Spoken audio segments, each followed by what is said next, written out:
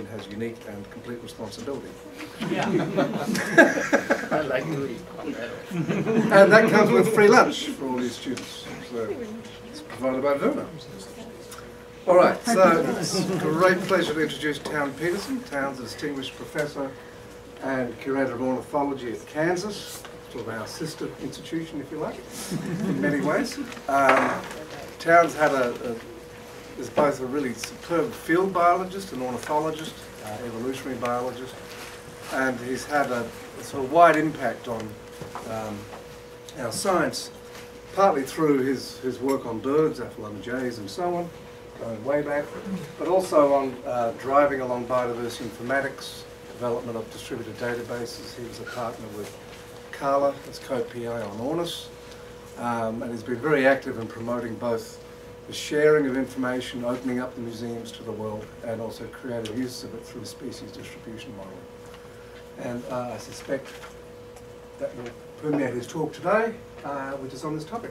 Welcome, Tom. Thank you all for coming. This is a fun talk to give. I think I've maybe once or twice before given talks here. It's a fun talk to give because these are kind of the two of the few remaining institutions that are university museums and still invest heavily and actively in this enterprise. And way too many other institutions have bought out of the business. So this is kind of an easy talk to give because I don't have to defend my existence, right? It's a dangerous talk to give in coming here and talking to you all about Pleistocene forest connectivity, given all of Craig's work, because essentially this would be probably the most active institution in that realm. So I hope that I don't bore you, and I hope to throw out. My goal is to catch you with two details that I hope will be novel for you. And then the beautiful thing about this talk is I found this movie, Ice Age.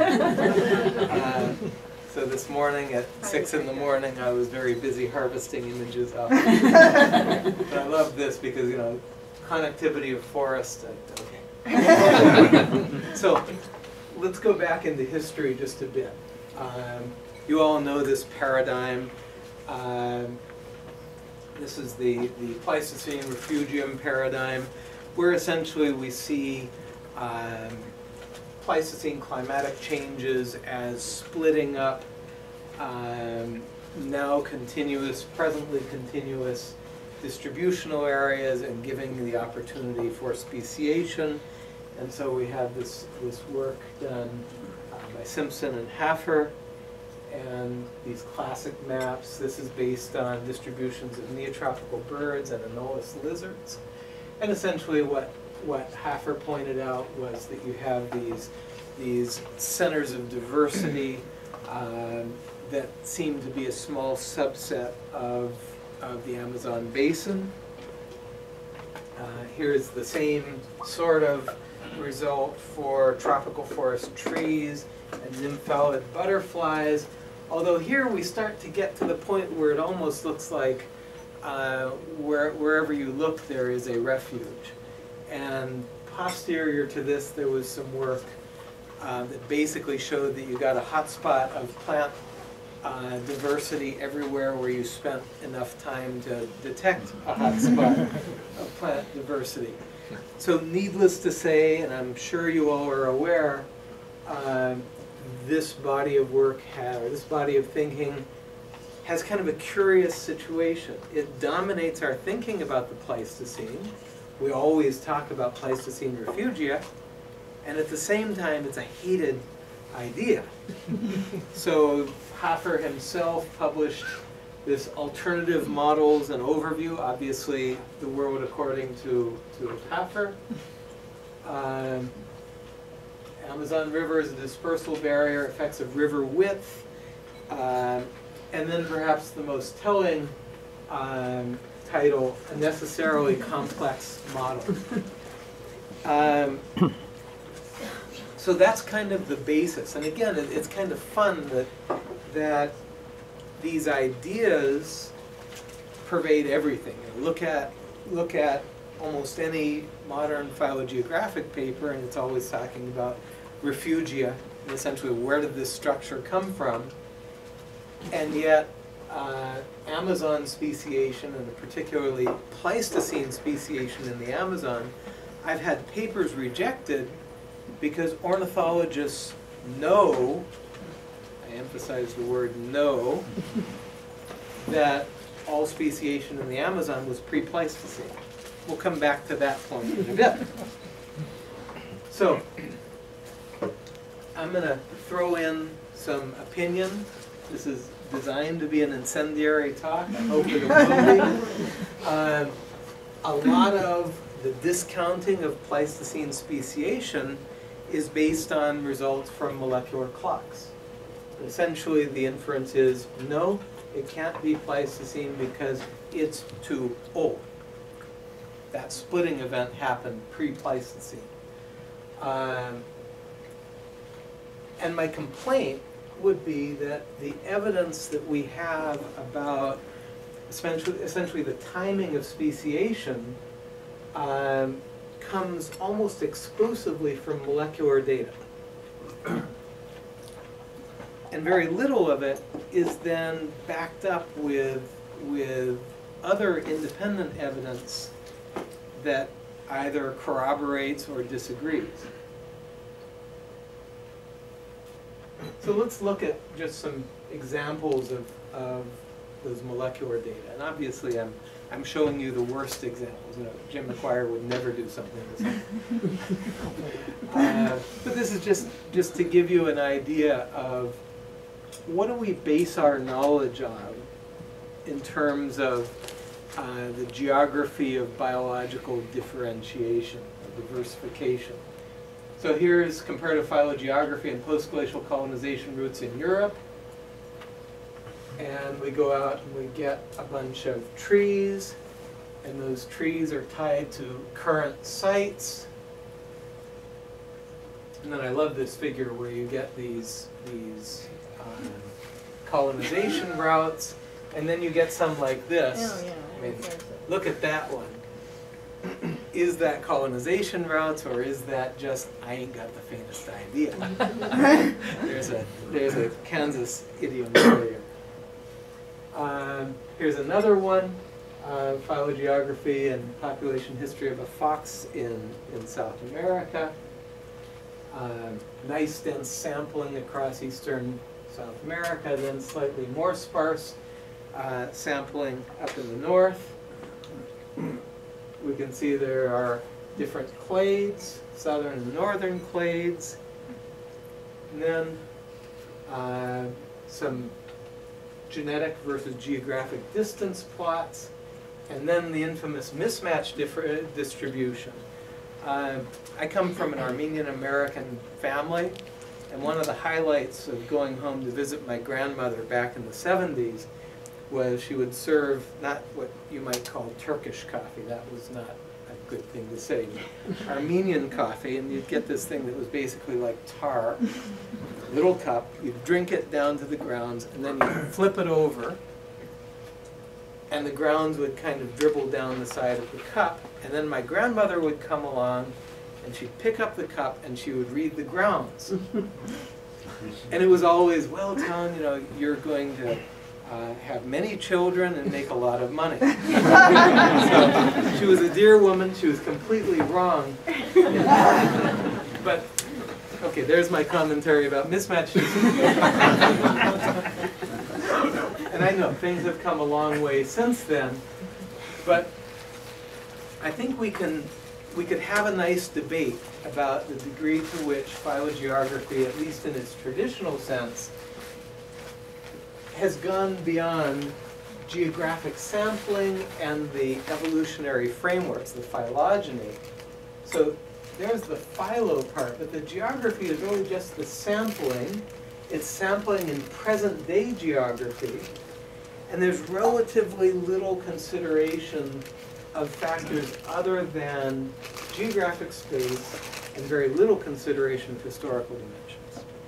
So yeah, you can say I'm painting a straw man, but I want to do this so that we can have a good debate. Okay? So let's start, and again, this is the part where Craig's group has certainly blazed a lot of trails, but let's start by bringing in those historical dimensions. First consideration is whether we have enough stability in the species distribution environment tie to be able to use that tie to think about historical geography. So I did a review a year ago. It was published, but I think I did it about 4 years ago. And it all kind of boiled down to this, where I took comparisons of environmental distributions of forms, and I put them in order by depth of time, a very qualitative order. Species invasions, where it might be from 1 year to the next, across the range of a species, short-term longitudinal distributions, longitudinal from the Pleistocene to present, between sister species, and out to across deep lineages. And all I want you to see is that when the study, this is a meta-analysis, but when the study concluded ecological niche conservatism, which is to say non-evolution in those ties between distribution and environmental characteristics, look at the yellow part of the bar, essentially we see dominant conservatism out to at least comparisons amongst sister species.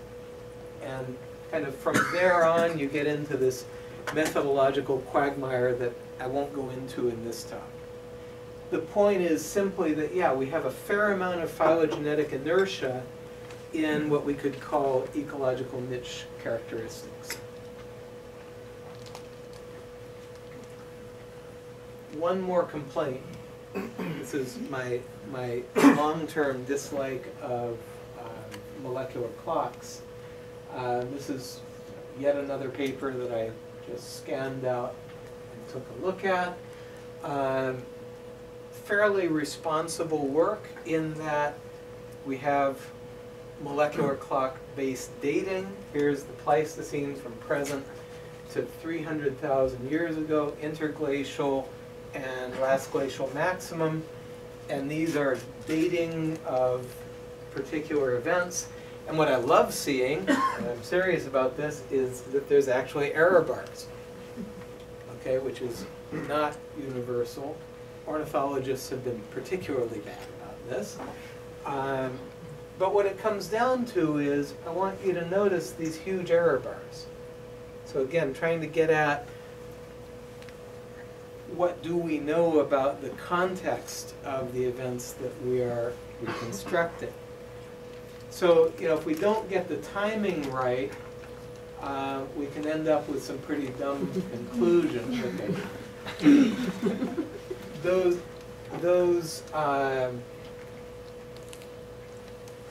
This is present going back into the past, and this is a dissolved oxygen isotope record. So essentially, we're looking at a temperature record. And what I'm wanting you to think about is that those error bars are pretty broad. Okay, and so when people use molecular clock approaches or molecular dating approaches, if it's a point estimate, we're in big trouble. But even if there are error bars, those error bars tend to be pretty broad with respect to the dynamics of climate over the end of the Pleistocene. And so we should be very, very, very careful about attributing causation of, oh yes, this was a cool period, and that was a warm period, or what have you. Another view of the same thing, this is sea level variation over the past 500,000 years. Come out here, present day sea level, going down to 100 meters below present day sea level, back up to last interglacial, high sea levels again, down, up, down, up. And again, those error bars, when we use molecular dating approaches to get at the history of biological diversification, those error bars are awfully broad given this amount of dynamic. And just to show you what implications that has, this is the Philippines. Here's Manila, Luzon, Mindanao is down there. This is the central Philippines. Where you see green is current day land. Where you see blue is essentially permanent ocean. And where you see gray, it depends on where you are in that sea level trajectory. And so it makes a huge difference whether it's current sea level or 80 meters lower or 120 meters lower. What I'm after is it's going to be awfully hard just to use the molecular dating to reconstruct these events. So going back to the beginning of this, Craig, I think you did an earlier paper than this, but this is the Amazon and you were working in Australia, so. As this niche modeling paradigm comes along and gets established, a couple of us started exploring, can we use this as a way, essentially an alternative route, hopefully a complementary route, to reconstructing the historical dynamics of species ranges. So this is a very preliminary and primitive application. Essentially what we did was we took forest species. This is an antbird in the Amazon. You can see the present day occurrences. We relate that to present day climates. We develop a niche model, so where you see dark shading is reconstructed as being highly suitable, and where you see light or no shading is reconstructed as being not suitable. And then we take modeled Pleistocene conditions, in this case last glacial maximum. We project the rules associated with this model onto the historical conditions. And what we see is some interesting things, such as this corridor across the eastern Amazon, which isolates some suitable areas from other suitable areas. Kind of sounds like Hoffer's refugia, right? Stop me if you have any questions. We did this across a bunch of forest species, essentially birds and trees. And the one other result that's worth mentioning from this early study is that we found a fair amount of consistency, which is to say it wasn't that one species had a putative refugium here and another species here, and rather where these species were reconstructed as finding suitable conditions through the Pleistocene was fairly consistent. And notice, kind of as a dominant dynamic, notice this corridor. We'll come back to that in a moment. There's my homage to Craig's previous work. And again, same sort of thing where he takes present day probability of occurrence or suitability and projects that back onto Pleistocene conditions, and in this case reconstructs 2 or 3 refugia. So first thing we wanted to do before we go too far down this route was to make sure that it had some biological reality. For very few species do we have like Pleistocene fossils. We played around with a few where we could find those. It was a little frustrating. So instead we started asking whether phylogeographic structure corresponded spatially to the positions of these hypothesized refugia. So here's Chiphonis turdina, which is a forest interior Amazon species, Amazon and Neotropics. ranges from Mexico to central southern Brazil. This is a current distribution and niche model, so suitable, unsuitable. You can see it's basically humid lowland forest of the neotropics. And then we can project that back onto last glacial maximum conditions, and we see much the same picture in Mesoamerica, but quite a bit more structure in the Amazon basin.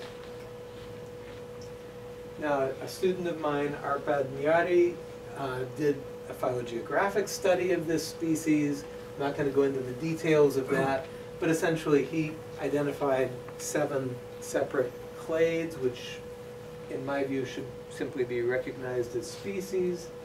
And so the question we're going to ask is whether those refugia have significant explanatory power regarding these phylogroups. I won't go into the details. This is published in Evolution in 2007, but we can take occurrence points for the group. There's the methodology. I mean, basically what we're doing is we're assuming that if a point falls within suitable area now, that there hasn't been a replacement by a separate phylogroup. But we're basically going to split up the reconstructed refugia based on continuity. Notice again we have an eastern Amazon versus a western Amazon split as the major dynamic. We're going to ask, so these are the points for which we have genotypes, and the colors for these points indicate their phylogroup membership. And so essentially what we're asking statistically is whether points of the same color tend to fall in the same refugia. Okay? And I'm not going to go into great detail, but there's a randomization, essentially a null distribution, and indeed our phylogroups tend to fall more consistently into the same refugia than into multiple refugia. So a first bit of evidence that these Pleistocene putative refugia indeed have some explanatory power about genetic structure. Then we can go and play a bit more. This is that same species. We can ask, well, what does this barrier look like environmentally? And so, for example, here's a plot of annual mean precipitation versus annual mean temperature. And what we see is that the suitable areas are the areas that are simultaneously wet and warm, and that the areas that are not consistently both wet and warm are the barriers, essentially the unfriendly climates. We can do that with other environmental dimensions, not worth going into great detail.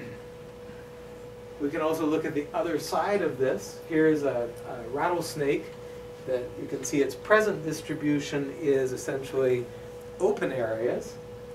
And we can ask what were its dynamics over the same period in the same region. In this case, green is reconstructed as suitable and red is reconstructed as not. And we can go back into the last glacial maximum, and we see greater connectivity in exactly that same eastern Amazon swath. And then coming, or going back to last interglacial, we see it breaking up again. That's kind of the basic idea, okay? A lot of people are playing with those tools now. I'm seeing it more and more in the literature as kind of a complement to phylogeographic work, so that's great. I want to show you two things that I hope will be more fertile ground for some new discussion. And one is kind of look around the world, which is to say, should we be thinking that, oh yeah, last glacial maximum, the glaciation, everything splits up. No. And if you think about it, you know that's not the case. But let's think about it globally. So I took forest birds. I was able to get data for forest birds in 9 world regions. And essentially all I did was I built present-day models, projected them back to last glacial maximum and last interglacial conditions. And I asked, when was fragmentation greater?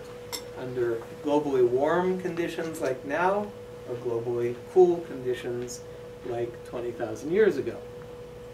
So here are the 9 regions: North America, Andes, Amazon, Atlantic forest, West Africa, East Africa, Madagascar, Southeast Asia, and Philippines.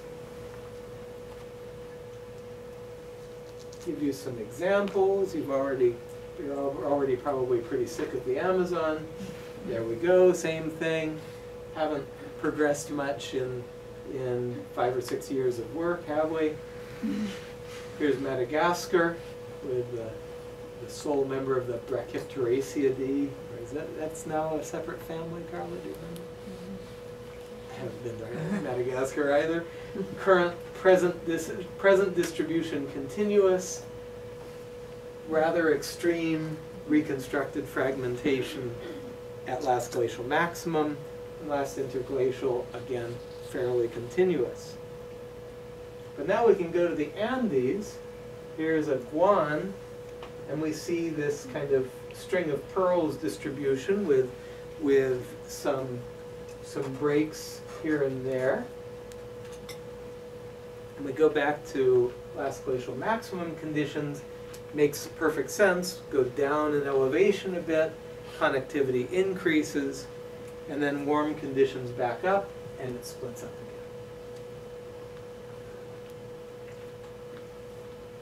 Now let's go to the Philippines. This is a big pigeon. We see a current distribution that's fairly fragmented. Go back to globally cool conditions, and we see things become much more continuous. And then global warm conditions again, and we get fragmented again. So if we think about global temperatures, here's kind of the Hafer paradigm. Cool down the world and tropical forest habitats split up. And if we think about it, and again, I don't think I'm telling you anything that you haven't thought about already, but we have other world regions where that fragmentation phase exists during globally warm periods. And it's kind of worth thinking about that this makes our world a bit of a mosaic. In blue are the areas that were reconstructed as in that fragmentation phase in globally cool periods. In red, the biomes or regions that were in their fragmentation phase in global warm periods. And in gray were things where we had mixed signals. I never remember an MVZ launch. I've been here a long time, so you're lucky. The chosen one. Okay. Okay, we're gonna. All right. I will try to be brief because I'm sure that a lot of you have things coming up. Just to give you kind of the end of a couple of these stories, we were talking about that. Just to come back to the Amazon bird speciation in the Pliocene question. You know, essentially remember the molecular clock results all indicate dates that are farther and farther back and beyond the reach of the Pleistocene cool-warm cycles. Well, think about it. We have a situation where present continuous, cool period, discontinuous, interglacial continuous, right? Well, the Pliocene was warmer and warmer. 3.5 million years ago, you get to what, about 5 degrees warmer globally. Well, if the fragmentation phase is the cool phase, I'm not certain that I see the logic behind inferring speciation under still warmer conditions than present. But obviously what that requires is good climate data for the Pliocene, which we're still trying to derive. So I'm simply pointing out to you that the molecular clock results are not corroborated by what you would at least infer from the paleoclimatic results. So I'm going to keep going just to make this brief. I want to show you the results of a doctoral dissertation from one of my students. And essentially, I don't know if you all are familiar with what we call the BAM framework, but it's kind of a heuristic for thinking about distributions of species. Abiotic requirements and biotic requirements. So Hutchinson would have called this the fundamental ecological niche. And where the abiotic and biotic are both fulfilled, Hutchinson would have called that the realized ecological niche, right? But Hutchinson was a good ecologist, which is to say he forgot about biogeography. And so there's this other set of constraints which are access. And so this M circle is essentially the set of places that the species has had access to over relevant periods of time. And we can imagine different BAM scenarios wherein, in this case, accessibility runs everything, M runs everything, and the abiotic and biotic niches are fairly coincident, which is to say the biotic doesn't exert much control over the geography of the species. So what I want to show you, again I'm moving real quickly, is some thinking about why different places might have a lot of or a little diversity. So let's go to the Amazon again, and let's look at present day conditions, and they are here, these white boxes. Last glacial maximum conditions here, this is a temperature versus precipitation plot, and last interglacial here. And all I want you to see is that there's a lot of overlap. So this is in one interfluvium between the Madeira and the Solimões in the Amazon basin. And what I want you to see is that there were stable conditions in that interfluvium. That might be an M for a lot of species. There were stable conditions, and so long as you could deal with these conditions here, you could survive the major features of the last 250,000 years in that region. Yeah. What's your time for the last interglacial? Do you use 126? 135. Okay. That's what the climatologists see as the the high point of temperature in that, but it was pretty high all through that period. As a contrast to this interfluvium in the Amazon, look at Jamaica. Present day conditions, last interglacial conditions, but then look at last glacial maximum.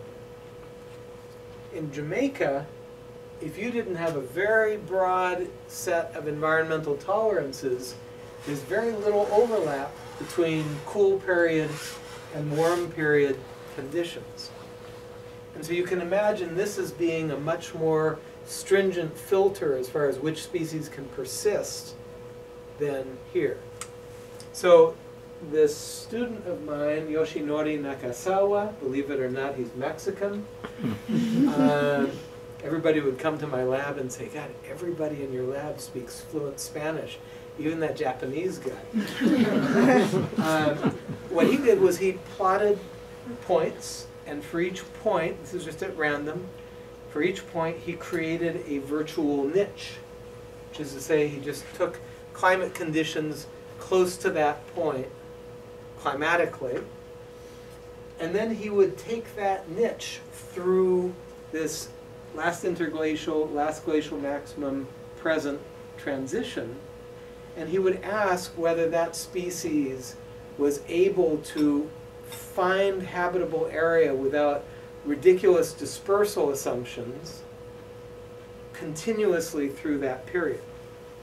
And so you can imagine, this is a picture of the amount of overlap between the present, but we're going through 2 time transitions, and for each of those time transitions we can ask how much overlap there is and compare it to the end time or compare it to the beginning time. If there's no change in the potential distribution, then we're out here. If the 2 distributions are exclusive, then we're down here.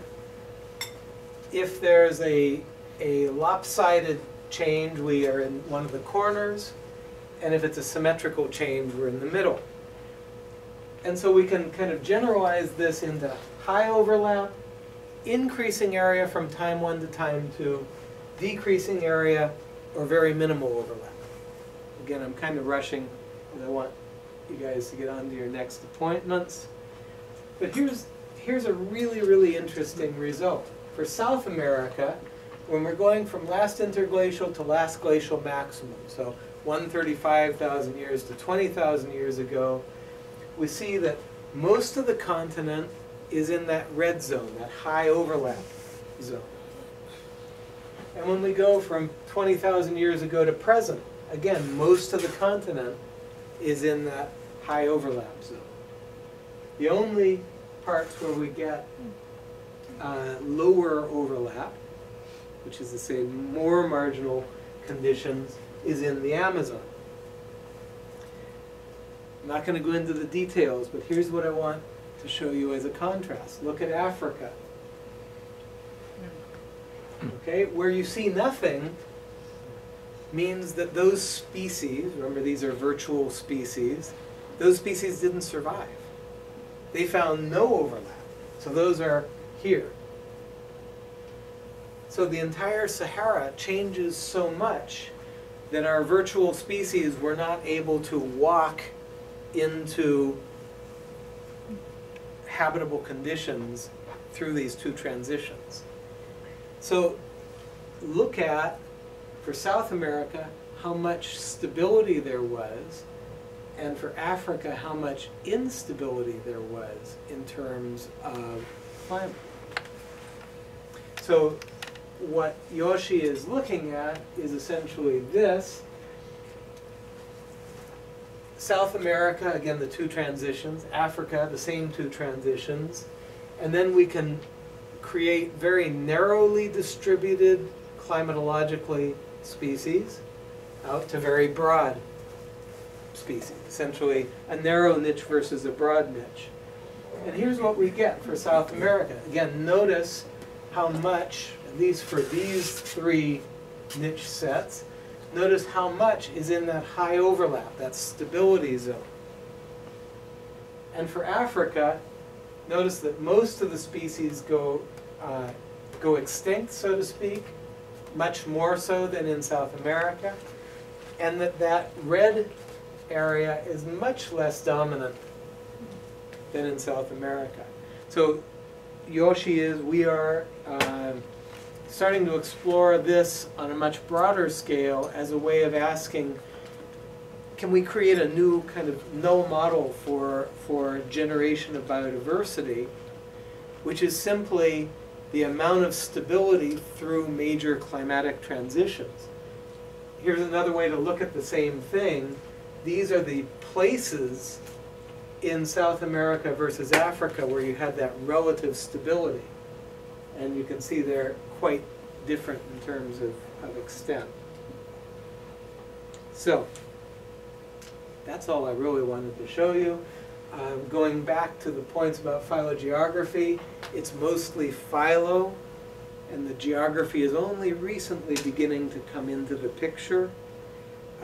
Essentially, we just use the sampling points, guesses at the historical processes, and guesses at the causes.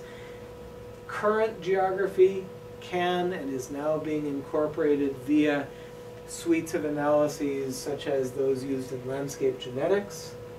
The paleogeography can be incorporated via these niche modeling reconstructions. But I would submit to you that there's quite a bit to learn about Earth history and causes of biodiversity that we're not exploring by getting too reductionist and getting boxed up in these kind of molecular inferences only. So then just a set of conclusions.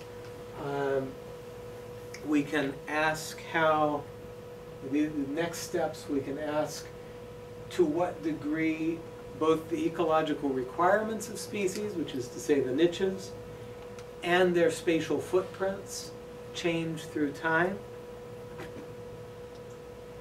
I hope I've at least gotten you thinking about how that opportunity for speciation, that fragmentation phase, is out of phase between different regions around the world.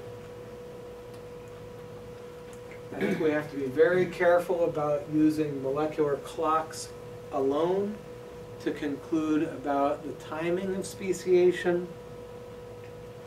We have some really interesting continent-to-continent variation in terms of the stability of the conditions that they present, which is to say not all tropical rainforests are created equally.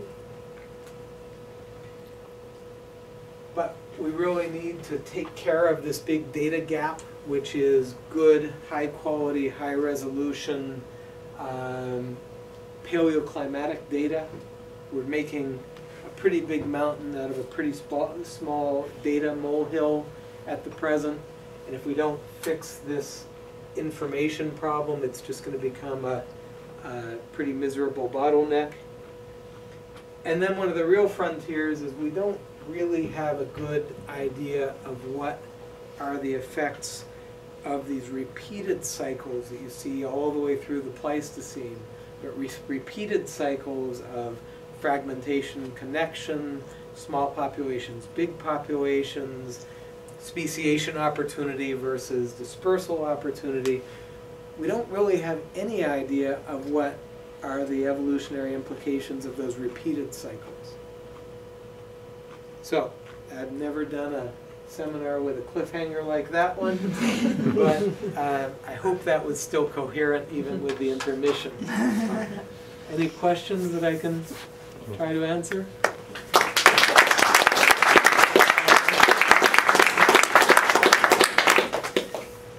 We get the lights. Yes. So on this last study from your grad student, Dr. Zawa, that you showed, where are the climate data coming from? Especially the past climate data? All of the paleoclimate data that we're using are, essentially you take a general circulation model, a GCM, and you get it, these are independent simulations of how global climates work. And essentially they get them nice and tuned and tested in the present. Wow, And then they set the atmospheric concentrations to last glacial maximum conditions or last interglacial conditions.